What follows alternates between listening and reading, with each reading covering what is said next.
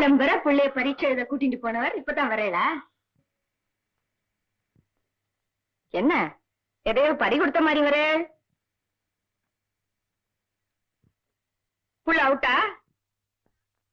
அவனை பிடிச்சு 4 போட்டு அங்கங்கமா கிழிக்க வேண்டியதானே? அங்கங்கமா கிழிச்சுட்டாரு. எங்க அது? நாளைக்கு காலம்பரதான் கொடுப்பாளா? காலம்பரதான் கொடுப்பாளா?